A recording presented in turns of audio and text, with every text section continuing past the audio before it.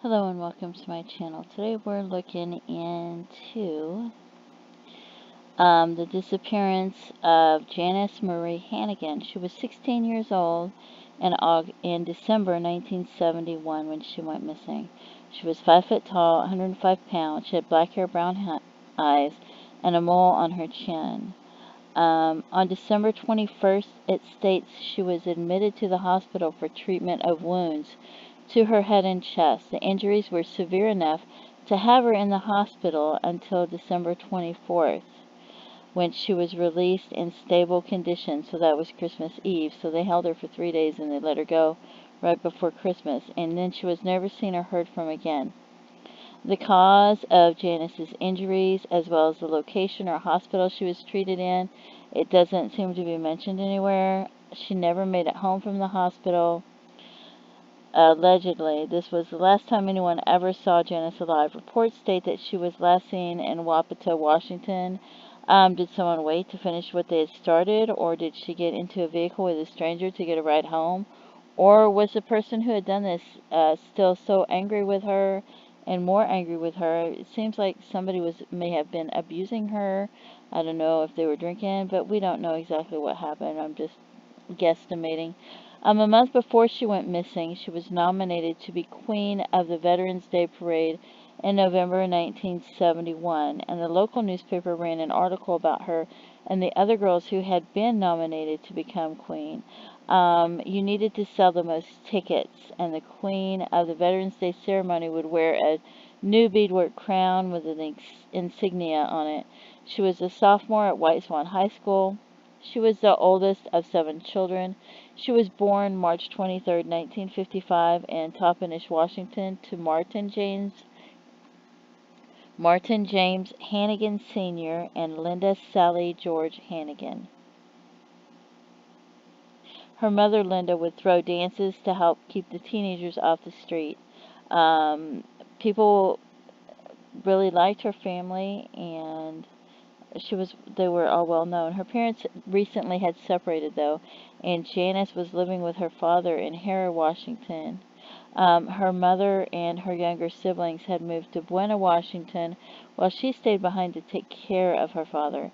She did visit her mother and her siblings, though, and her sister Trudy thinks that Janice might be buried close to the old family home.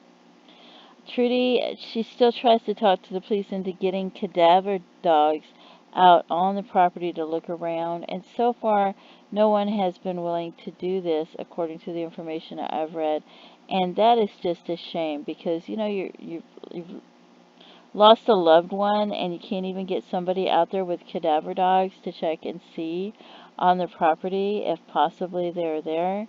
According to her interview in the paper, Janice enjoyed beadwork, cooking, and watching football. For some reason, Janice had been reporting missing once before during that same year in either February or March. It doesn't say who reported her missing or why, but then they state that she wasn't actually missing and that she was visiting relatives in Idaho with her father at the time. I don't know, it's really odd. And that's supposedly why you find that day mistakenly as the date listed that she went missing in some places. So I don't know, it's really confusing. I don't understand who was concerned and why she was reported missing more than once. Some agencies report that Janice was possibly a runaway as she was upset about her parents' separation. It says that she had never run away before, though, and one of the law enforcement offices reports that her father is a person of interest in her case, but her sister, Tracy Clark, denies that and just says that's not possible, but, I don't know. So it says Tracy was only 8 years old when she last saw Janice, but, they still try to find out where she is, and they're still trying to get the case resolved, and they still want closure. So, and they also had another family, and I don't know if it was a niece or a cousin, that was murdered probably 2016, 2017, it says.